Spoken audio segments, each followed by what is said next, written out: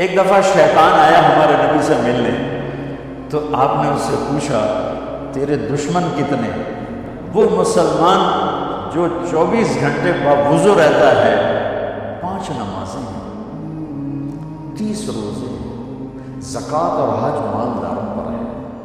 نماز ہماری بیس ہے، نماز کے بغیر معاشرے کی بنیاد نہیں بن سکتی۔ کسی حال میں بھی نماز معاف نہیں ہو سکتی۔ 14-15 صدی میں اگر نماز کی گنجائش مجھے نظر آتی ہے تو کربلا کے میدان میں حسینی قافلے کی نظر آتی۔ نہ پڑھو، تلواریں برس رہی ہیں، چند گھڑیاں باقی ہیں گردنوں کے کٹ جانے میں، اب نماز پڑھو یا نہ پڑھو گردن کٹنے والی ہے۔ اس کے باوجود امام علی مقام نے زہیر آپ کے رائٹ سائڈ پر جھنڈے بردار کو اشارہ کیا کہ یہ شمر سے کہو نماز پڑھنا۔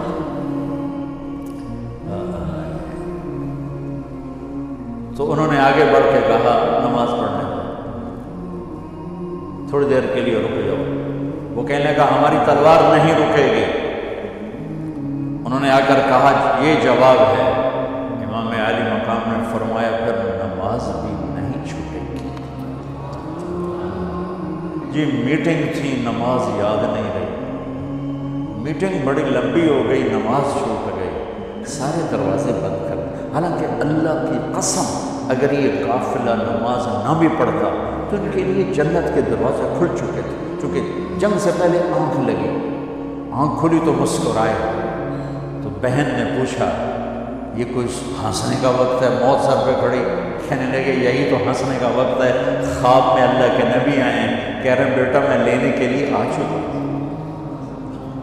پھر نماز نہیں چھوڑی تو پی آئی اے والا کہہ سکتا ہے کہ میں جال اڑا رہا تھا نماز چھوڑ۔ ارے بھائی پوچھو نماز سے سفر میں کیسے پڑھنی ہے؟ آسانی کر دی، چھوٹی کر دی، معافی نہیں ہے۔ اگر معافی ہوتی تو اس حسینی قافلے کو ہوتی۔ آدھے نماز پڑھو، آدھے جنگ کرو۔ اب تو 1440 ہجری ہو چکی ہے۔ 1440 سال میں سب سے خوبصورت نماز جو پڑھی گئی کربلا کے میدان میں پڑھی گئی۔ سب سے خوبصورت سجدہ جو کیا گیا کربلا کے میدان میں کیا گیا۔ بس زمین نے بھی کیا فخر کیا ہوگا کربلا کی زمین نے کہ آج کون ہیں جن کے ماتھے میرے اوپر ٹک کر یوں لگ رہے ہیں جیسے ٹیکا میرے ماتھے پہ آ گیا۔ جب سبحان رب الاعلیٰ کی صدا گونجی ہوگی تو زمین کی 7ویں تہ بھی ٹھنڈی ہو گئی ہوگی۔ تو میرے نبی کا نواسا ہمارے لیے دروازے بند کر کے جا رہا ہے۔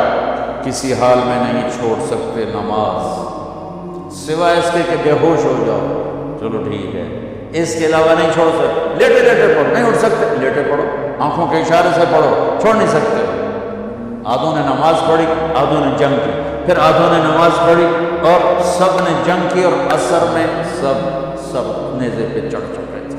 عاشق کا جنازہ ہے، ذرا دھوم سے نکلے، محبوب کی گلیوں سے ذرا گھوم کے نکلے۔ ہمارے دفتروں میں، بازاروں میں، گھروں میں نماز زندہ ہو جائے۔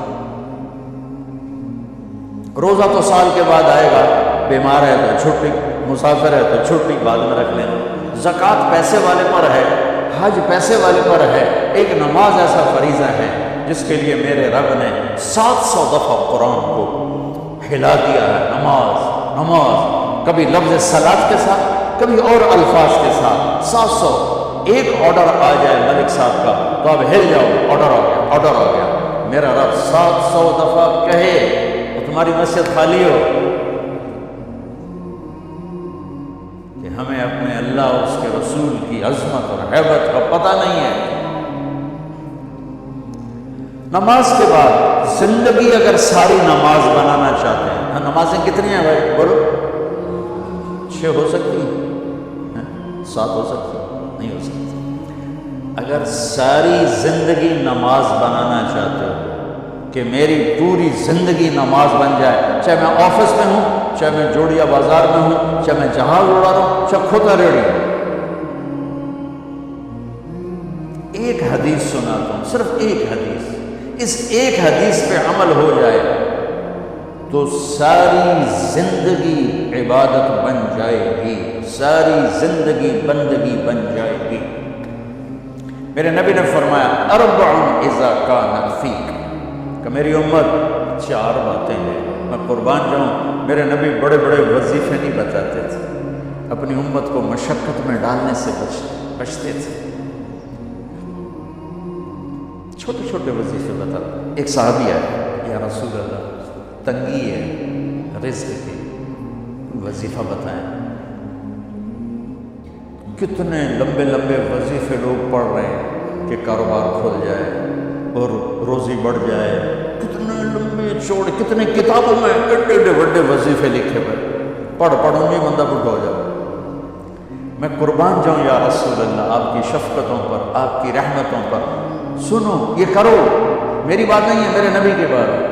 تجربے کی وجہ سے کرو گے تو کچھ نہیں ملے گا، یقین سے کرو گے تو دروازے کھلتے دیکھو کہ یا رسول اللہ ارید ان یوسع علی رزقی، میں چاہتا ہوں میری روزی کھل جائے۔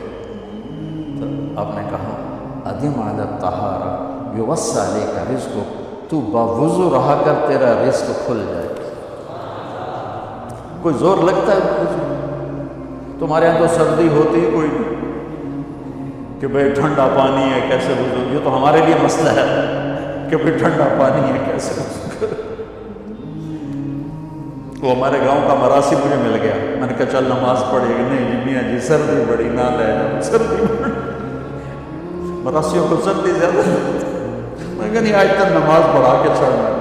میں اس کو لے کے جب وہ ٹوٹی پہ بیٹھا نا، جو ہی ہاتھ پہ پانی، وہ حال ہے ٹھنڈا پانی، وہ حال ہے ٹھنڈا پانی، تمہارے لیے تو یہ مسئلہ بھی نہیں کہ ٹھنڈا پانی۔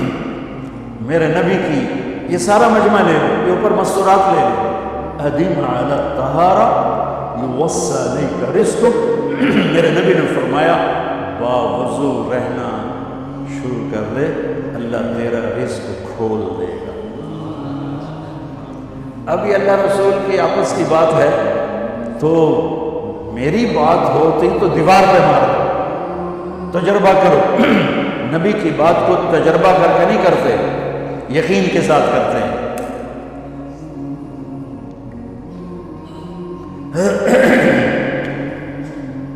ادم علی الطہارہ یوسع علیک رزقک، باوضو رہا کر۔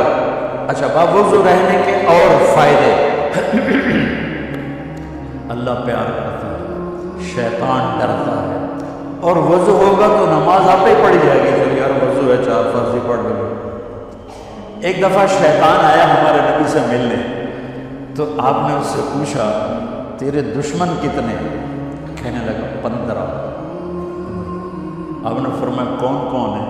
کہنے لگا پہلا تو تھوڑا ہی نمبر ہے، پہلا نمبر تو تھوڑے نال میرا لگو ہے۔ پھر کہنے لگا وہ مسلمان جو 24 گھنٹے باوضو رہتا ہے وہ میرا بڑا دشمن ہے۔ جو باوضو رہتا ہے اور باوضو سوتا ہے، ایک فرشتہ اس کے لیے بندگی کا ثواب لکھتا رہتا ہے۔